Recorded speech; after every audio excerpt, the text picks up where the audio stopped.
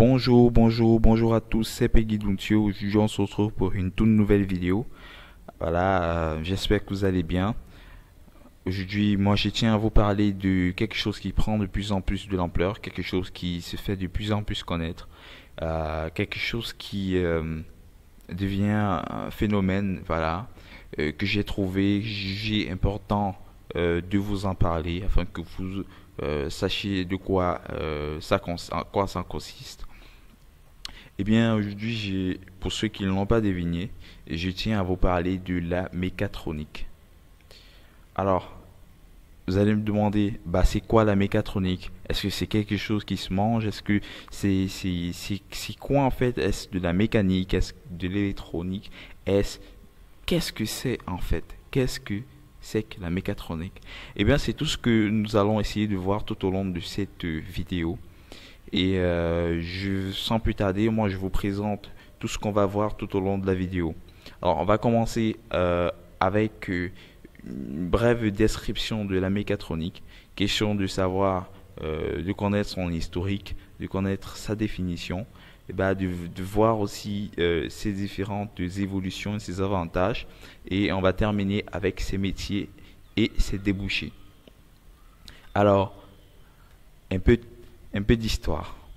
À la création, le terme mécatronics, bien parce que oui c'est en anglais, a été introduit par un ingénieur de la compagnie japonaise Yaskawa Electric Corporation. C'était en 1969. Et pour ceux qui ne le savent pas, il s'agissait de l'ingénieur Etsuro Mori. Et encore, pour ceux qui ne le connaissent pas ou qui ne l'ont jamais vu, bah le voici. C'est lui qui a inventé le mot mécatronique, en anglais bien sûr, pour la première fois. Merci Etsuro Mori. Alors, pour continuer, il faut savoir que le terme mécatronique est apparu officiellement en France, dans le Larousse 2005. Et aussi que la robotique est l'ancêtre de la mécatronique. Alors pour certains, ils vont pas le savoir comme ça, ou alors ils vont pas vraiment voir cela de cette manière-là, mais il faut vraiment comprendre que la robotique est l'ancêtre de la mécatronique. Alors, pour vraiment le comprendre, ça, on va le voir dans la suite de la vidéo. Pour l'instant, je fais fi de ça. Mais je vais vous définir la mécatronique, mais selon la norme française. Eh bien, la norme française, spécifiquement la norme NFE 01-6-010 de 2008, définit la mécatronique comme une démarche visant l'intégration en synergie de la mécanique, l'électronique, l'automatique, l'informatique dans la conception et la fabrication d'un produit en vue d'augmenter et ou d'optimiser sa fonctionnalité. Ça, c'est la norme qui dit. Mais je trouve cette définition plus ou moins très complète quand même, mais un peu quand même abstraite. Donc, pour vraiment comprendre de quoi je suis en train de parler là, je vous propose ceci. Alors, c'est une image qui définit, qui montre vraiment ce que c'est que la mécatronique. Eh bien, cette image est composée de plusieurs parties. Il y a déjà, on peut voir tout autour la bande noire. La première chose qu'on peut voir. Et sur cette bande, on peut lire Automotive, Aerospace, Medical, Xerography, Defense Systems, Consumer Products, Manufacturing et Material Processing.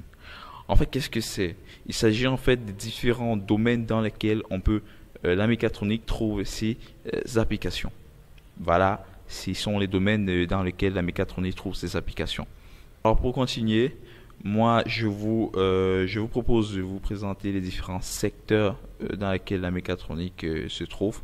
On peut voir computers, qui est ici sont les ordinateurs, l'informatique, gas, voilà, l'automobile encore, cell bombers, les avions de chasse, les TGV, les MEMS, les Micro Electromechanical Systems, qui sont des microsystèmes électromécaniques, Et on peut aussi qu'on retrouve dans tout ce qui est miniaturisé dans les mondes, dans les smartphones aujourd'hui. Voilà, on les retrouve là-bas.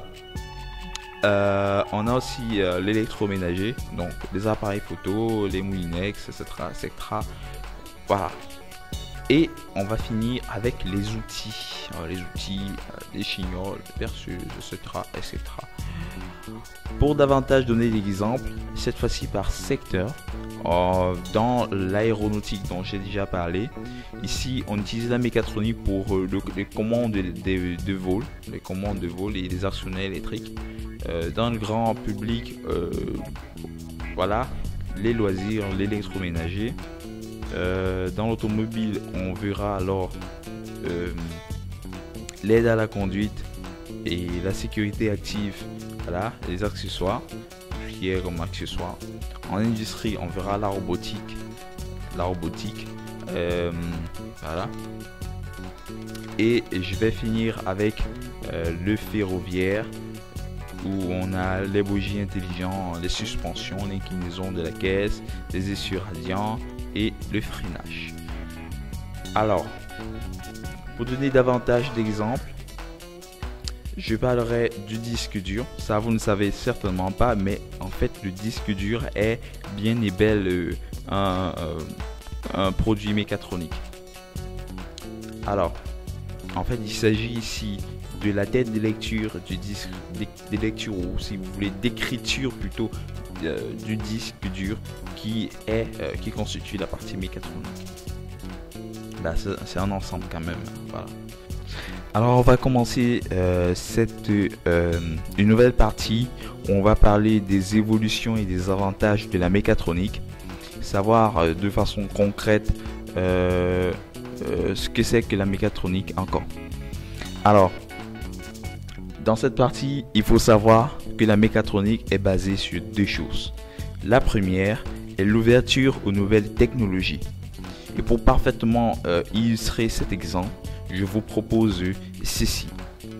Alors, il s'agit de la domotique. Qu'est-ce que c'est? C'est une maison intelligente. Si vous voulez, en anglais, on dira smart home. Ce sont des maisons intelligentes. C'est une application de la mécatronique, ou si vous voulez, une ouverture de la mécatronique dans le domaine du génie civil, des bâtiments. Et ici, ce qu'il faut savoir, c'est que il est question d'automatiser un bon nombre de choses qui se trouvent dans les maisons, dans les bâtiments. L'ouverture des portes, l'ouverture des fenêtres de façon automatique, ou bien quand on le désire. La mise en marche de notre machine à laver, comme c'est sur l'image, de la porte du garage, ou je sais pas, des volets pour l'aération, ou juste pour l'éclairage, je ne sais pas, le chauffage, l'éclairage dans la maison, c'est possible de contrôler. On est capable, grâce à la mécatronique, de tout, pratiquement tout contrôler dans le bâtiment. Ça, c'est grâce à la mécatronique, et ça, c'est la domotique. Alors, à côté de ça, c'est un exemple, je n'ai pas d'illustration, j'en ai pas mis, mais ça me vient juste à l'esprit comme ça. Il s'agit en fait de la plastronique. Bah voilà, la plastronique, c'est quoi? On dit déjà plastronique, il y a plastique, il y a tronique, électronique. En fait, il s'agit de mettre sur du plastique des circuits électroniques. Donc on gagne en espace, on gagne en performance. Si vous voulez en savoir davantage sur ce que c'est la plastronique, bah allez-y, faites-vous plaisir, vous n'avez qu'à taper sur Google plastronique, qu'est-ce que c'est quoi la plastronique. Bah il y a un tas de résultats qui vont sortir. Sinon, vous verrez dans une prochaine vidéo, je ferai voilà, une vidéo sur la plastronique pour savoir vous expliquer un tout petit peu ce que c'est, ce qu'on peut faire avec, à quoi ça sert concrètement, et voilà quoi. Donc, en attendant cela, je m'en vais vous présenter le deuxième concept sur lequel est basée la mécatronique. Eh bien, il s'agit de la capacité à fusionner les disciplines. La mécatronique a cet avantage, a cette possibilité-là de fusionner les disciplines. Elle a cet avantage-là. Alors, comme premier exemple, je vais vous parler de ceci. Donc, les systèmes mécaniques plus les systèmes électroniques, on aura de l'électromécanique. Bah, c'est quoi déjà l'électromécanique? En fait, ce sont des systèmes qui comprennent un ou plusieurs éléments mécaniques en utilisant de l'électricité comme source d'énergie en vue de réaliser une fonction précise. Là, on peut citer des actionneurs, on peut citer les moteurs comme exemple de systèmes électromécaniques. Alors, je ne vais pas trop m'attarder dessus. Bien évidemment, si vous avez des questions, posez-les en commentaire, je vous répondrai.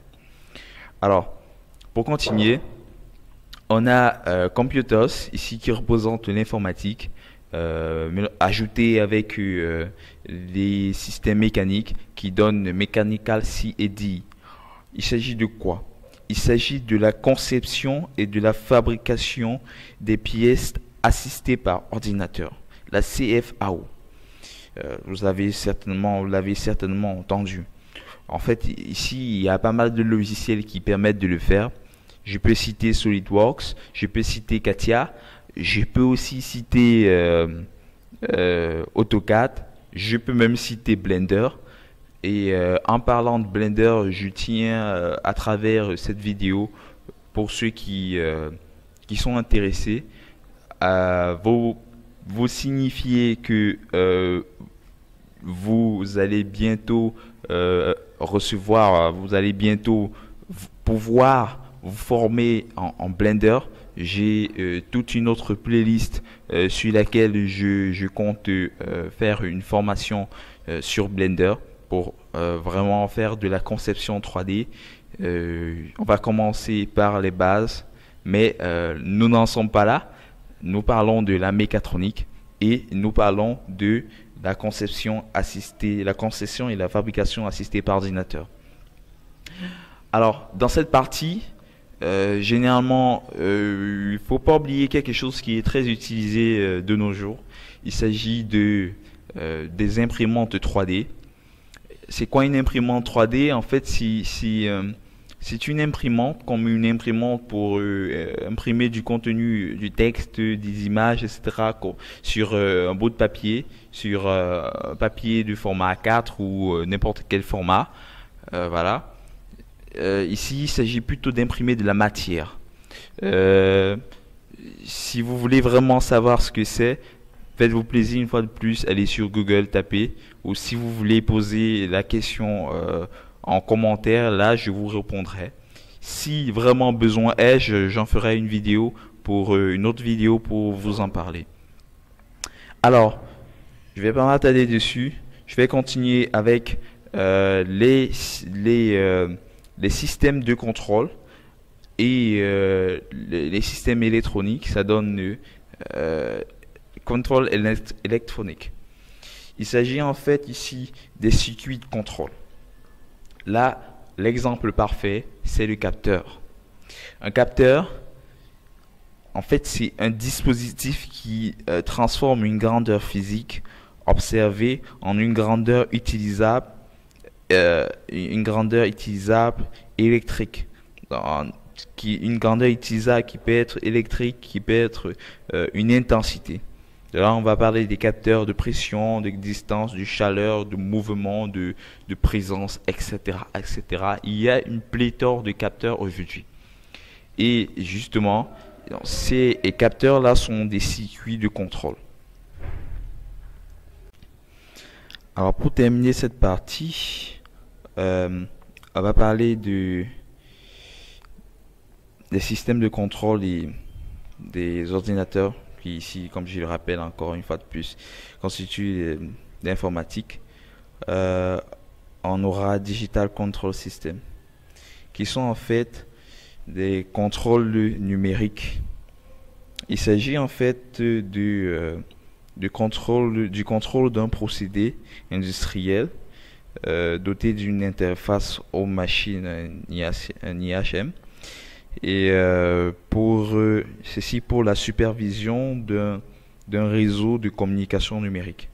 Comme exemple, on parlera des calculateurs, des API, donc des automates programmables industriels, et oui, des cartes Arduino, parce que ce sont ces circuits de contrôle, enfin ce sont ces contrôles numériques qu'on utilise très souvent pour automatiser les tâches euh, grâce à l'informatique. Donc il y a une programmation derrière. Pour finir cette partie, il faut savoir que la mécatronique a une approche différente de l'approche classique. Et bien, ça a plusieurs objectifs. Le premier, c'est de concevoir de meilleurs produits. Parce qu'en fait, ayant cette approche différente de l'approche classique, on conçoit de meilleurs produits. Et ça nous permet aussi d'atteindre de meilleures performances. Et enfin, d'ouvrir de nouveaux horizons. Alors, mais tout ceci, ça nous permet de faire quoi? En réalité, ça nous permet d'avoir des avantages qu'on n'aurait pas eu si on utilisait l'approche classique. Ce sont des avantages concrets. Et là, je vais premièrement citer le confort. Le confort. En parlant de confort, ça me rappelle, j'ai eu à voir dans une autre école d'ingénieurs, bah, des étudiants qui ont en mécatronique qui ont eu à réaliser une- un siège qui s'adapte à la position de la personne qui est assise. Et voilà, c'est sûr quand même que là, on a du confort parce que avoir un siège comme ça qui s'adapte à la position de la personne qui est assise, bah, voilà quoi. C'est un exemple parmi d'autres. On peut aussi citer la sécurité. Pour la sécurité, je donnerai deux exemples. Le premier, c'est de savoir que on peut être chez soi et voilà, on décide de mettre tout un système qui va nous permettre de sécuriser notre maison ou de sécuriser l'environnement dans lequel on est. Ça peut être un système de surveillance en temps réel qu'on peut commander de façon automatique ou alors en temps réel via, je sais pas, via son smartphone ou bien juste par commande vocale ou en tapant des mains ou en claquant des doigts juste comme ça, de façon instantanée. Et là, on évite, par exemple, quand on subisse, je sais pas, euh, une agression ou alors un vol, etc. Et le second exemple que je donnerai, c'est en industrie. J'ai eu à effectuer un stage en première année dans une entreprise qui faisait dans la production des gaines en plastique et en polyéthylène pour être plus précis. Et il y avait une machine qu'on appelait la presse. Cette machine permettait de mettre sur les gaines en plastique, voilà, des poignées pour pouvoir porter le papier plastique lorsqu'il sera terminé. Et ça consistait à mettre un emporte-pièce qui a la forme du poignet et qu'on va déposer sur une pile de gaines en plastique et on va juste faire descendre la presse pour que ça puisse dessiner la forme sur ou alors perforer à la forme. Et c'est clair que si la main de quelqu'un se retrouve en dessous de la presse, euh, elle peut subir d'énormes dégâts. La raison pour laquelle on peut, grâce à la mécatronique, empêcher ça en mettant un système qui peut de façon automatique détecter la présence de la main d'une main humaine, de quelque chose qui ne devrait pas être là, et empêcher la presse de descendre. Ça, on peut le faire grâce à la mécatronique. Alors, le prochain avantage que je donnerai, c'est la précision. En termes de précision, ça, grâce à la mécatronique, on en a énormément. Avec les bras robotisés, on a une très très grande précision. Ici, je vais donner l'exemple de la médecine. Dans la médecine, il y a la chirurgie et parfois les médecins ont besoin, pour faire certaines opérations qui sont très compliquées, de bras robotisés qui sont très très précis. Donc grâce à ça, ils réalisent des opérations qui sont plus ou moins parfaites et parce que voilà, on a une très grande précision. À côté de ça, on parlera de la productivité parce que oui, grâce à la mécatronique, on est très productif. Pour illustrer ceci, je parlerai de l'industrie, où en industrie, on a des chaînes de montage et des chaînes de montage avec des bras robotisés. En industrie automobile, par exemple, on a des chaînes d'assemblage de véhicules où ce sont des bras mécaniques qui transportent et font l'assemblage. C'est très rapide, on gagne en efficacité, on est très efficace et on est très productif. Et je termine avec les économies, parce que oui, on fait un max d'économies. Alors, on va entamer une nouvelle partie où on va parler des débouchés et des métiers de la mécatronique. Et comme premier débouché ou métier, on va parler de l'aérospatial. Voilà, vous voyez, c'est comme vous direz en anglais, aerospace engineer, un ingénieur aérospatial qui est en train de travailler sur un moteur d'avion, un moteur à réaction d'avion. C'est un domaine, un débouché. Un autre débouché, c'est l'automobile, un automotive engineer qui est ici en train de travailler sur l'automobile. Et ici,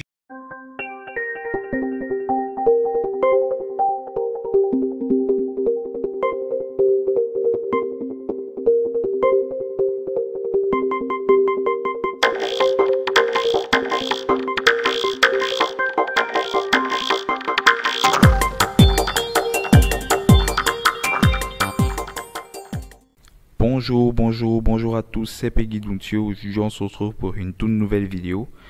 Voilà, j'espère que vous allez bien.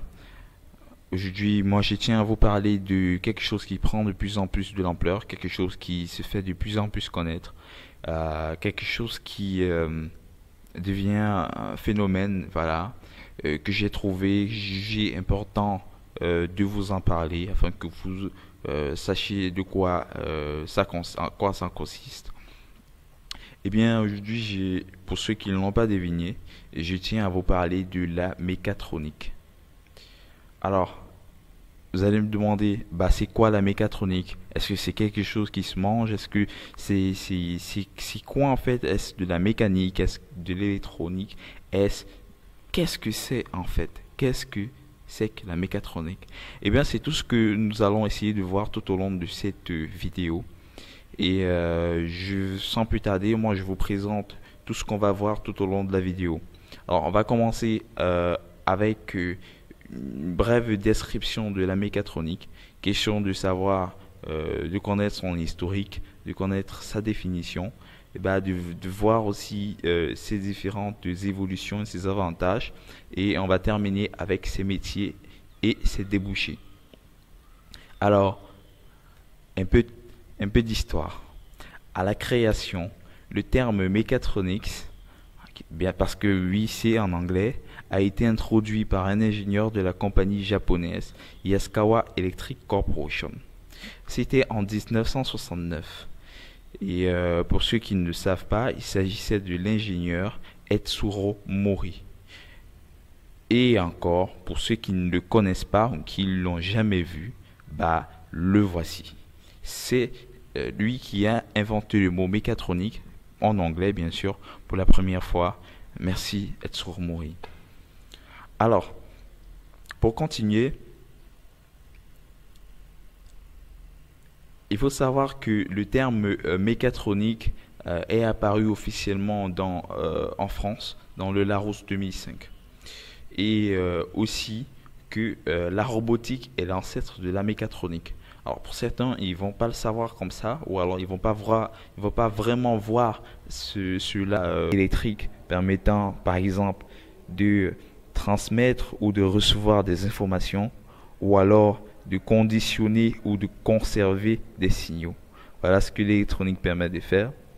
Quant à l'électromécanique, ce sont des systèmes qui comprennent un ou plusieurs éléments mécaniques utilisant l'électricité comme source d'énergie en vue de réaliser une fonction, c'est-à-dire des actionneurs ou des moteurs.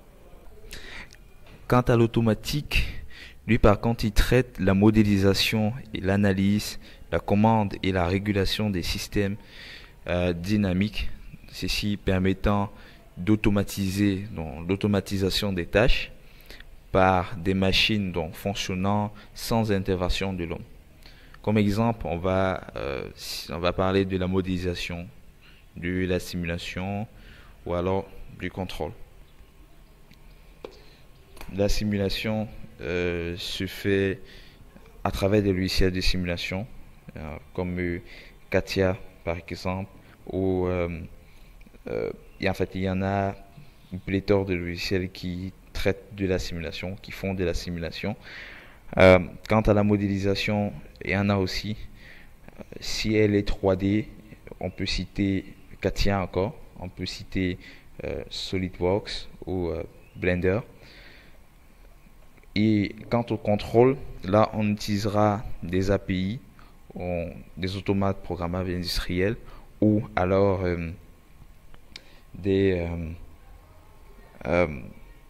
on utilisera plutôt des microcontrôleurs pour faire du contrôle. Alors pour continuer, ici on a des Visual Effects in Technician. Il s'agit en fait d'un technicien d'effets visuels. Ce qu'il fait, c'est qu'il est en train de concevoir des pièces mécaniques. Il est en train de concevoir des pièces mécaniques. Et ceci se faisant à travers un logiciel de conception, tout simplement 3D, et puis une impression suivie.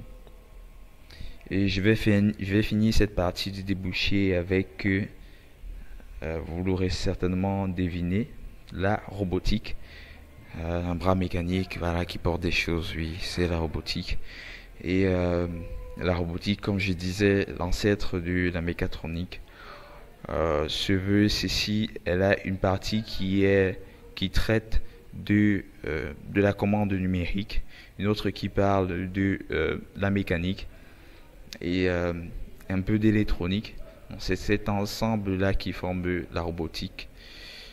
Par la suite, on a ajouté un tas de choses dont j'ai déjà cité qui constituent la mécatronique pour pouvoir avoir quelque chose d'un peu plus optimal et d'un peu plus performant. Et enfin, là, je vous présente les métiers, cette fois-ci regroupés par secteur de la mécatronique. Je vais commencer par celle qui a le plus grand pourcentage, la partie qui a le plus grand pourcentage. Il s'agit de la production. Là, on va citer des ouvriers non qualifiés d'électricité ou de l'électronique. Là, c'est 11%. Des ouvriers qualifiés d'électricité ou de l'électronique, 9%. On va parler aussi des techniciens en électricité ou en électronique, 4,9%. Voilà, des ingénieurs et cadres de fabrication et de la production, 3,3%. Des techniciens en mécanique et en travail des métaux, 2,4%, etc., etc., jusqu'au tuteur, voilà, où c'est 0,6%. Par la suite, on a les fonctions support qui qui sont à 17%, dans des ingénieurs et des cadres technico-commerciaux, voilà, 2,2%, des techniciens des services administratifs, des cadres administratifs et comptables et financiers, des cadres commerciaux et acheteurs, des cadres des ressources humaines, des ingénieurs et cadres de la logistique, etc. Mais ils se sentent beaucoup plus ressentis, bien que c'est en faible pourcentage pour surtout pour ceux qui sont soit ingénieurs ou techniciens. Au niveau de la conception, ingénieurs et cadres en recherche et développement, donc 4,9% des ingénieurs de production, de contrôle de production, de la production, de contrôle qualité, des techniciens d'études, de développement en informatique, des dessinateurs en électricité ou alors en électronique. En maintenance, où ça vaut 5%, on aura des techniciens de la maintenance, des ouvriers qualifiés de la maintenance, voilà, mécanique, des cadres techniques de la maintenance en 0,5%. Alors, si je touche la fin de cette vidéo, on touche la fin de cette vidéo. Donc merci de m'avoir suivi tout au long de cette vidéo. Avant de la terminer, un petit résumé. Déjà, on a vu tout au long de cette vidéo comment est-ce que la mécatronique est née. On a vu ce que c'est, on a vu ses évolutions et ses avantages, et on a aussi vu ses débouchés et ses métiers. Et on peut déjà ressortir que la mécatronique a un objectif principal, c'est de pouvoir mettre de l'intelligence dans la mécanique pour pouvoir gagner en réactivité, créer des systèmes autonomes, automatiques, de miniaturiser des dispositifs, de diminuer l'encombrement et enfin de réduire le poids. Eh bien, c'est la fin de cette vidéo. Si ça t'a vraiment plu, n'hésite surtout pas à aimer la vidéo, à mettre le petit pouce bleu là et aussi à t'abonner à la chaîne d'IPEC. C'était Peggy Duntio. Si vous avez des questions, si vous avez des inquiétudes, n'hésitez surtout pas, mais alors surtout pas à les mettre en commentaire. J'y répondrai, ça c'est sûr. Et voilà, n'hésitez surtout pas aussi à découvrir les autres vidéos qui sont dans cette playlist et aussi les autres vidéos qui sont dans des autres playlists de cette chaîne YouTube. On se dit à la prochaine, portez-vous bien, ciao ciao.